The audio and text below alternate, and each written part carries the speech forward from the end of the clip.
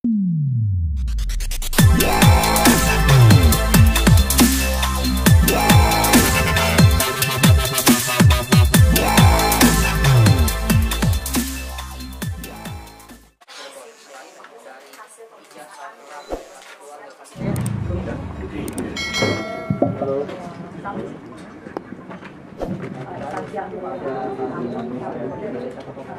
dari Polda Jabar akan menyampaikan update perkembangan penanganan kasus Vina Eki yang telah diputus oleh pengadilan terhadap 8 tersangka lainnya. Dan saat ini kita sama-sama menyaksikan bahwa di sebelah saya telah berhasil diungkap 1 tersangka lainnya. Untuk itu saya akan sampaikan rilis pada hari ini, yaitu pengungkapan kasus dugaan tindak pidana turut serta melakukan pembunuhan berencana dan turut serta melakukan perbuatan kekerasan, memaksa anak melakukan persetubuhan dengannya, sebagaimana dimaksud dalam pasal 340 KUH Pidana, junto pasal 55 ayat 1 ke 1 KUH Pidana, dan pasal 81 ayat 1 Undang-Undang RI nomor 35 tahun 2014 tentang perubahan atas Undang-Undang RI nomor 23 tahun 2002 tentang pelindungan anak, junto pasal 55 ayat 1 ke 1 KUH Pidana. Dasarnya yaitu yang pertama, putusan Hadi Saputra dan kawan-kawan nomor 4-Pit.B/2017 PN Cirebon tanggal 19 Mei 2017. 2. Putusan Rivaldi Aditya Wardana dan kawan-kawan nomor 3-B/2017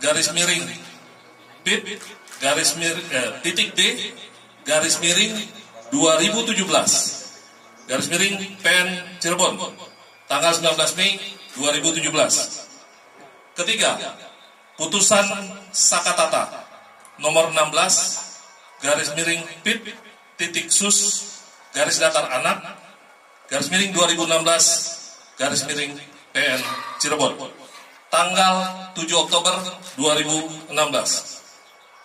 Yang keempat, adanya laporan polisi nomor LP953-D/Romawi 8-2016 Jabar-Cirebon Kota tanggal 31 Agustus 2016 atas nama pelapor Rudiana.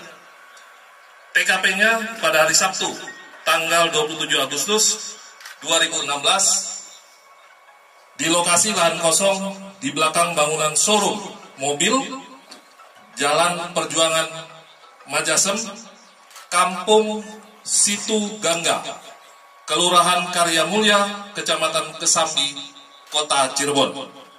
Sebagai pelapor adalah Rudiana. Tersangkanya saat ini PS alias Perong alias Robi Irawan. Korban 1. Muhammad Rizky Rudiana meninggal dunia. 2. Vina meninggal dunia.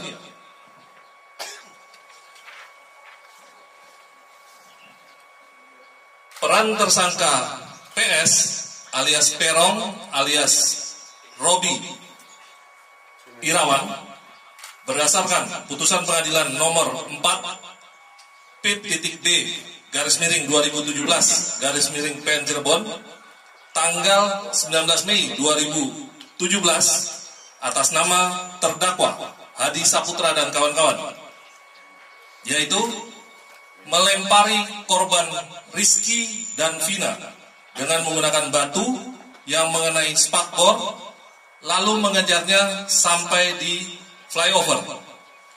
Kemudian memukul korban Rizky dan Vina dengan tangan kosong ke arah tubuh, lalu membonceng korban Rizky menuju lahan kosong di belakang bangunan showroom mobil seberang SMP Negeri 11 Cirebon. Bersama dengan Rivaldi, selanjutnya memukul dan menyabetkan samurai pendek berbentuk pipa ke korban Rizky dan memukul korban Vina dengan menggunakan tangan kosong mengenai hidung sampai mengeluarkan darah di TKP. Lalu mengangkat korban Vina ke dekat korban Rizky. Kemudian mencium dan memegang payudara anak Vina di TKP. Yang selanjutnya membawa korban Vina ke flyover dan meninggalkannya. Peran Peggy, peran PS alias Perong alias Robi Irawan berdasarkan keterangan dari saksi pada tanggal 20 Mei 2024,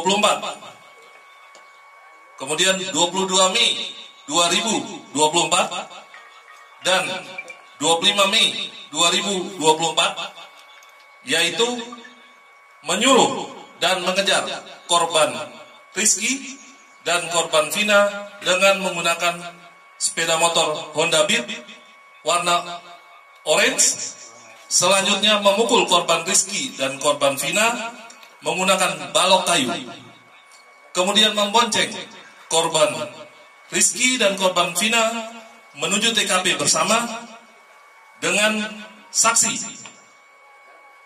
Memukul korban Rizky menggunakan balok kayu, lalu memperkosa korban Vina dan membunuh korban Vina dengan cara dipukul menggunakan balok kayu. Kemudian membawa korban Rizky dan korban Vina menuju flyover.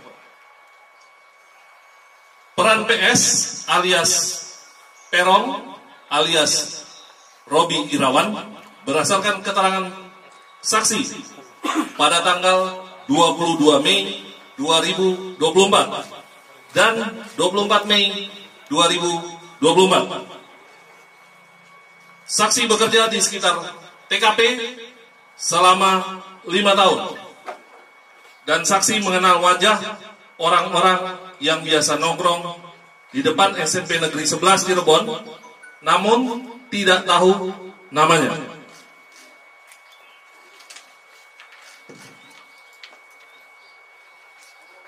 Pada saat kejadian, saksi mengenali 5 orang wajah yang menjadi pelaku, termasuk salah satunya PS alias Perong alias Robi Irawan. Saksi mengenali 5 motor yang menjadi barang bukti dan mengenali 1 motor smash warna pink yang dikendarai oleh tersangka PS.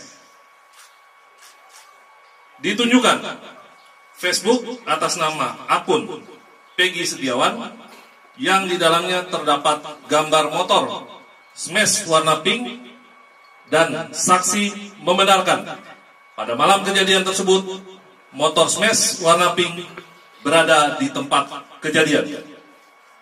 Saksi melihat PS alias Perong alias Robi Irawan melempari dan mengejar kedua korban yang sedang mengendarai sepeda motor Yamaha Xeon warna hijau kuning. Peran PS alias Perong alias Robi Irawan berdasarkan keterangan dari saksi pada tanggal 22 Mei 2024. PS merupakan teman masa kecil saksi. PS mempunyai nama panggilan yaitu Perong. PS mempunyai motor smash warna pink. PS sering nongkrong di seberang SMP Negeri 11 Cirebon dan belakang MAN 2 Cirebon. Peran PS alias Peron alias Robi Irawan berdasarkan keterangan dari saksi pada tanggal 22 Mei 2024, yaitu Peggy sering nongkrong di seberang SMP Negeri 11 Cirebon. Peran PS alias Peron alias Robi Irawan berdasarkan keterangan saksi pada tanggal 22 Mei 2024, yaitu penyidik lama, artinya penyidik pada tahun 2016 pernah mendatangi rumah DPO, namun yang bersangkutan tidak ada di lokasi. Kemudian mengamankan motor smash warna pink dan memfoto DPO yang berada di dinding, yang kemudian foto tersebut diperlihatkan kepada saksi dan membenarkan bahwa foto tersebut merupakan foto PS. Upaya tersangka PS menghilangkan identitas. Yang pertama, sekitar bulan September 2016 sampai dengan tahun 2019 menyewa kamar kontrakan di Katapang, Kabupaten Bandung, dan mengaku bernama Robi Irawan.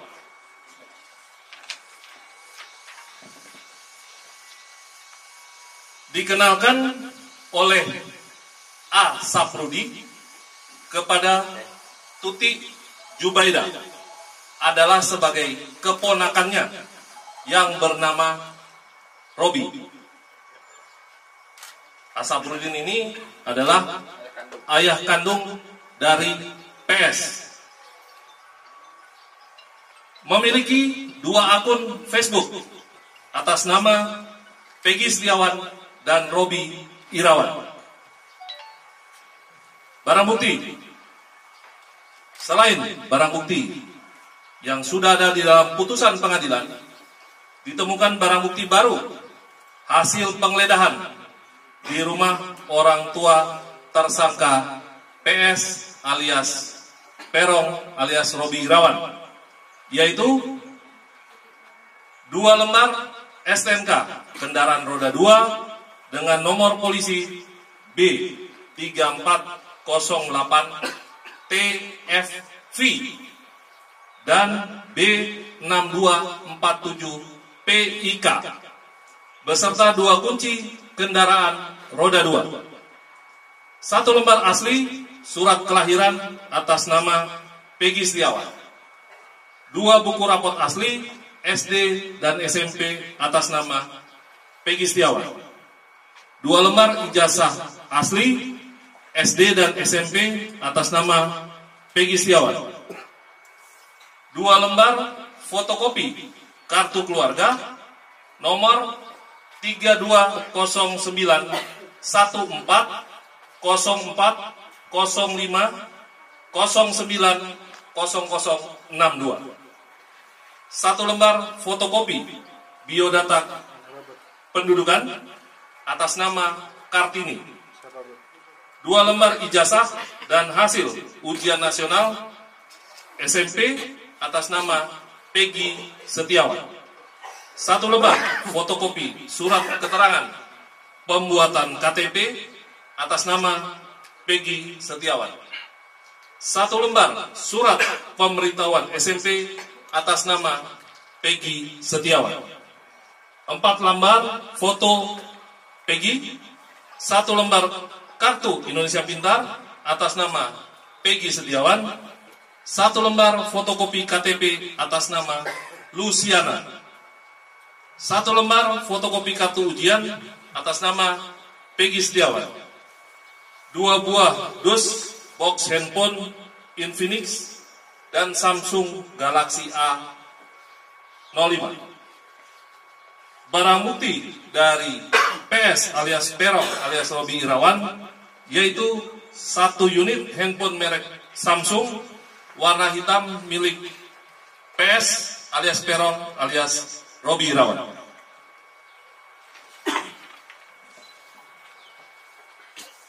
Modus operandi melakukan tindak pidana turut serta melakukan pembunuhan berencana dan turut serta melakukan perbuatan kekerasan, memaksa anak melakukan persetubuhan dengannya terhadap korban atas nama Rizky dan atas nama Vina dengan menggunakan alat berupa kayu, batu, dan senjata tajam sampai meninggal dunia.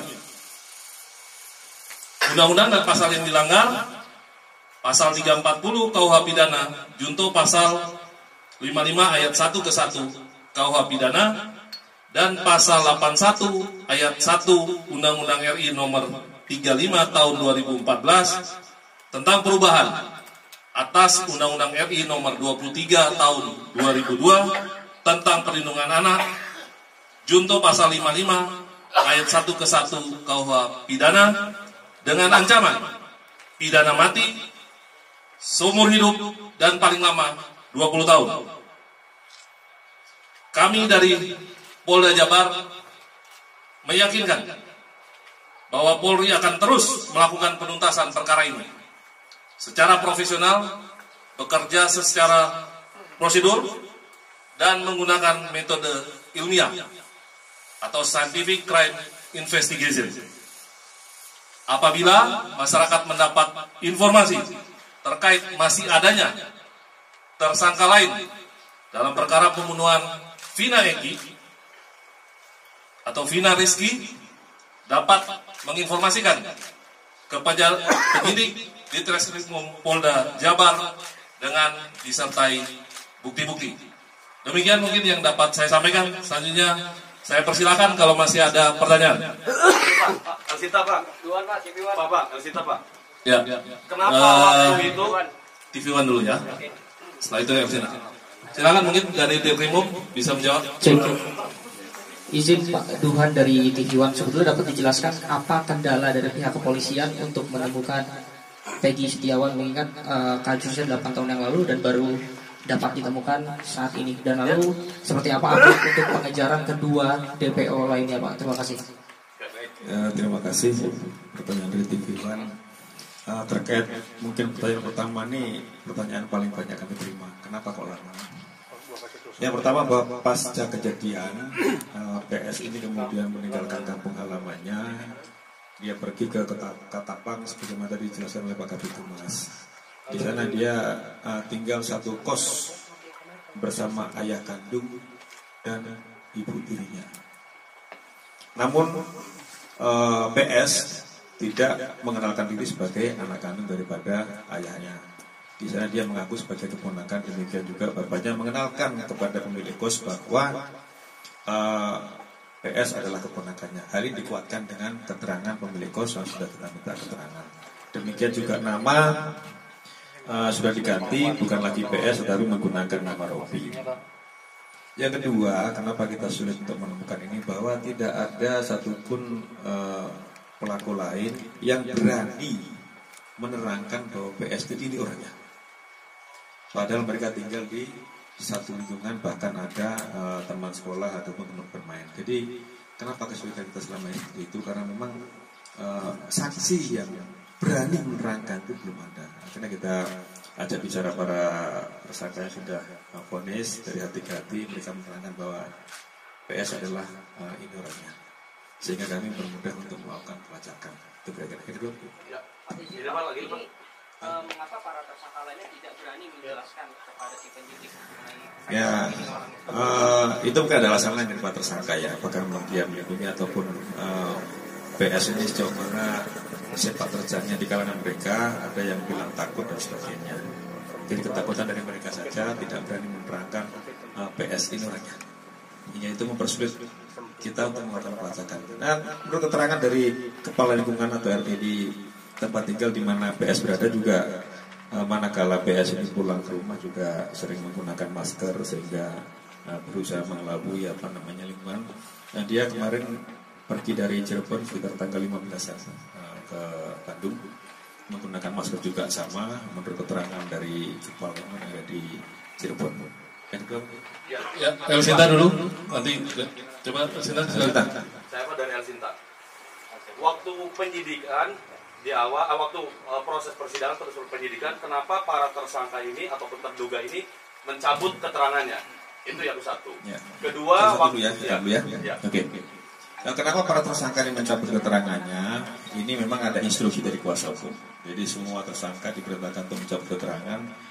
Bahkan di persidangan terungkap bahwasannya kuasa hukum mendatangi salah satu saksi, ini terungkap di persidangan, untuk mengarang cerita terkait dengan alibi para tersangka pada saat itu. Jadi tersangka ini diminta untuk mengarang cerita bahwasannya mereka ini pada saat kejadian itu tidur di rumah Pak RT. Dan itu sempat Pak RT terangkan, namun pada akhirnya dicabut sendiri bahwasanya para tersangka pada saat kejadian itu mereka tidak tidur di rumah Pak RT, melainkan besok malamnya setelah kejadian malam minggu, jadi malam Senin. Kemudian mereka itu tidur di rumah Pak RT, itu benar. Jadi Pak RT waktu itu sempat mengaku bahwa mereka tidur, akhirnya dicabut pada saat sidang, dan itu menurut keterangan dari para saksi itu adalah permintaan dari kuasa hukum tersangka dan keluarganya. Berarti nyambung ya ketika waktu penyidikan termasuk waktu fakta persidangan bahwa ke-8 tersangka ini melakukan penganiayaan terhadap petugas.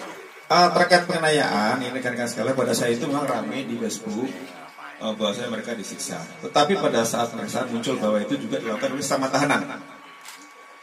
Dan kemudian pada saat itu telah dilakukan proses terhadap anggota yang jaga tahanan maupun penyidik, itu 15 orang sudah diproses terkait dengan kelalaian mereka dalam menjaga tahanan. Jadi ada upaya dari tahanan lain, mereka disiksa juga sampai penggep-penggep itu, yang mana waktu itu muncul di Facebook kemudian rame. Itulah yang kemudian menjadikan kasus ini tarik ke Polda Jabar. Jadi sesama tahanan mereka saling pukul sehingga mereka lebam-lebam, dan terhadap anggota 15 orang sudah dikenakan tindakan disiplin. Berarti membahayakan juga ya. Ya. Bahkan di Rutan juga salah satu tersangka mereka dipukuli bersama mereka sendiri. Ini yang terungkap. Ya, Pak. Silakan. Peggy kan kemarin dari Pak Kabid Humas menerangkan kalau dengan Peggy merupakan otak pelaku dari kejadian ini. Seperti apa Pak, bisa dijelaskan Pak? Jadi memang PS ini merupakan otak pelaku. Jadi ketika mereka kumpul-kumpul sesama geng motor, kalau mereka dibilang monreker, mereka manakala ada kelompok investasi yang lewat di jalan itu, mereka sering lempar dengan batu. Itu yang terjadi. Nah, pas ada kejadian, PS mengajak salah satu tersangka lain untuk mengejar korban ini, yang dia sampaikan bahwa saya ada masalah dengan itu. Kejar. Nah, masalah apa sedang kita dalami. Kemudian dikejar berdua sampai dengan di jembatan layang, dipukul korban sampai dengan jatuh. Kemudian dibawa korban ini satu motor dengan satu tersangka lain, dan jadi satu motor berempat. Yang korban Eki taruh depan, didudukkan depan joki, kemudian joki, di belakangnya ada korban yang wanita, Vina, kemudian di belakang lagi adalah PS. Di situ dibawa ke kebun kosong, baru yang lainnya rame-rame mengikuti mereka. Jadi yang menurut keterangan salah satu pelaku juga bahwa yang melakukan persetubuhan terhadap Vina yang masih di bawah umur, pada saat itu sudah dalam kondisi pingsan. Yang melakukan persetubuhan pertama adalah PS, kemudian diikuti oleh tersangka lain, kecuali satu yang memang di bawah umur tidak ikut melakukan persetubuhan. Jadi perlu saya tegaskan di sini rekan-rekan bahwa tersangka semua bukan 11 sampai 9, sehingga DPO hanya 1. Untuk itulah kami selama ini meyakinkan bahwa 5 keterangan berbeda dari tersangka itu ada yang menerangkan 3, ada lagi yang menerangkan 3 dengan nama berbeda. Ada yang menerangkan 5, ada yang menerangkan 1. Setelah kami melakukan penyidikan lebih mendalam, ternyata 2 nama yang disebutkan selama ini itu hanya asal sebut. Jadi tidak ada tersangka lain. Namun apabila nanti di kemudian hari muncul tersangka lagi, ya kami akan periksa. Tetapi sejauh ini fakta di dalam penyidikan kami, tersangka atau DPO adalah 1, bukan 3. Jadi semua tersangka jumlahnya 9, bukan 11. 8 melakukan persetubuhan, yang 1 tidak. Pak ada informasi mengenai di media sosial soal identitas Peggy versi lain, itu dari polisi. Ya, bahwa kita yakinkan PS adalah ini. Kita sudah menyita sejumlah dokumen terkait dengan identitas, kemudian juga motor yang digunakan kita sudah dapat STNK-nya, walaupun motornya belum dapat, tetapi STNK kendaraan yang digunakan pada saat kejadian kita sudah mengamankan. Nah, kita meyakinkan ini dengan sejumlah dokumen, baik kartu keluarga, kemudian ijazah dan sebagainya, kita yakinkan bahwa ini adalah PS atau Peggy Setiawan. Ya. Perbedaan ciri-ciri Wanda Pak, kemarin sebenarnya di DPO sempat diumumkan Setiawan PS ini rambutnya keriting seperti itu. Ya, itulah namanya juga ciri-ciri kan, semua bisa menyebut ciri-ciri. Itulah kami kenapa tidak memasang foto, karena tadi itu keterangan berbeda-beda dari tersangka, maka kami tidak pasang foto, juga tidak berusaha membuat sketsa. Maka kalau nanti perbedaan sehingga masyarakat juga tidak berasumsi bahwa PS ini siapa sih. Kami yakinkan bahwa PS ini dan bahwa DPO berapa? 1, bukan 2. DPO tidak ada, itu asal sebut nama pada saat. Ya, itu sudah kami dalami, ternyata yang 2 yang atas nama Dani dan Adi itu tidak ada. Jadi yang benar DPO 1 atas nama PS. Jadi benar untuk motif sendiri apa? Itu karena motor atau karena percintaan? Itu kita dalami dulu ya, terkait dengan motor percintaan. Nanti kita mau dalami saksi yang lain. Nah, sabar terkait hal itu. Tapi pada saat PS menyampaikan kepada salah satu tersangka yang sekarang sudah menjadi pidana, yang lain itu melebar. Tapi pada saat pengejaran hanya 2. PS menyampaikan saya ada masalah dengan orang ini. Tolong rekan-rekan ya, supaya tertib, tolong kita bergantian ya, karena mungkin masih banyak ini. Barangkali ada yang sebelum bertanya menyebutkan dulu dari media mana, sehingga kita kasih kesempatan untuk bergantian. Karena setelah acara rilis ini tidak ada lagi nanti doorstop ya, tidak ada doorstop. Jadi kami minta rekan-rekan manfaatkan kesempatan ini untuk bertanya, tapi tolong disebutkan medianya sehingga kita akan beri kesempatan secara bergantian. Silakan dari langsung dulu. Muji Pak dari Ayas. Berarti yang terpidana yang kemarin itu sudah bermufakat untuk memberikan keterangan bohong tentang siapa pelaku utamanya Pak ya. Terus kemudian si ini kan disembunyikan identitasnya oleh orang tuanya. Apakah orang tuanya kemudian akan diseret karena menyembunyikan barang bukti begitu? Ya, terkait memang tersangka lain memang tidak mau menyebutkan Egi itu siapa, Terong. Nah, baru kemudian Egi yang dihadapkan rekan sekalian ya. Terhadap orang tua pelaku atau PS sudah kita minta keterangan kemarin, baik itu bapak kandungnya, kemudian ibu tirinya, kemudian juga ibu kandungnya, kemudian juga pemilik kos di Ketapang, kemudian kepala lingkungan yang ada di Cirebon sudah kita minta keterangan semua. Terkait apakah nanti bisa kita pidanakan tidak, sementara masih kita lakukan analisa dulu terkait dengan keterangan yang diberikan oleh orang tuanya. Terkait pra-peradilan kami belum menerima beritahuan surat terkait pra-peradilan, dan namun manakala akan ada pra-peradilan itu adalah hak daripada tersangka. Dipersilakan saja untuk melakukan pra-peradilan, nanti kami akan hadapi pra-peradilan itu. Kemudian yang terkait salah tangkap semua sudah diuji di pengadilan.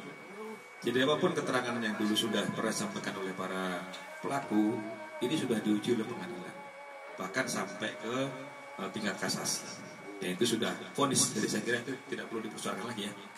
Tidak ada salah tangkap. Dan berarti orang tua Peggy ini sengaja menyembunyikan Peggy di Ketapang selama 8 tahun itu, dengan dia menyebut bahwa dia adalah keponakannya, ikut terlibat menyembunyikan. Ya, saya kira itu salah satu upaya dari pihak keluarga mungkin untuk menyembunyikan keberadaan daripada PS ini dengan mengelabui lingkungan bahwa nama PS bukan lagi PS tetapi Robi, panggilannya Robi. Itu dikuatkan dengan keterangan dari pemilik kos juga. Masih ada? TV One lagi. Ya, silakan. Saksi Aib sendiri dengan tersangka ini ada kaitannya berhubungan seperti apa? Ya, seperti yang rekan-rekan lihat di media mungkin di televisi bahwa Aib sudah juga memberikan keterangan. Nah, Aib dulu juga salah satu saksi kunci peristiwa ini. Namun pada saat peristiwa yang dulu dia tidak bersedia atau tidak berani bersaksi di pengadilan, sehingga waktu itu yang dibacakan adalah BAP dia atau keterangan dia, yaitu dilakukan di bawah sumpah. Tetapi sekarang kita sudah melakukan juga pemeriksaan pada yang bersangkutan, pemeriksaan ulang. Dan perlu rekan-rekan ketahui bahwa seluruh saksi ini sekarang sedang dalam proses untuk perlindungan LPSK. Jadi kita harapkan nanti semua saksi bersedia untuk hadir di persidangan. Tidak lagi dibacakan keterangannya di bawah sumpah, tetapi kita berharap saksi-saksi kunci peristiwa ini mau hadir di persidangan, sehingga tidak ada lagi asumsi bahwa ini saksi pikiran dan sebagainya. Semua saksi akan kita harapkan hadir di persidangan di bawah nanti perlindungan LPSK. Ya, itu kira-kira. Cukup ya? Cukup ya? Cukup ya rekan-rekan? Satu lagi boleh. Oke. Ya. Nanti, ada lagi? Nanti hak tersangka nanti di sidang pengadilan ya. Tentu harus didampingi oleh tersangka ya.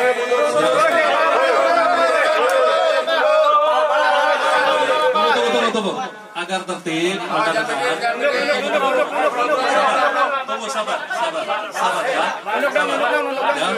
Kami persilahkan. Jadi nanti kita akan mendengarkan keterangan. Duhan, mic-nya Duhan.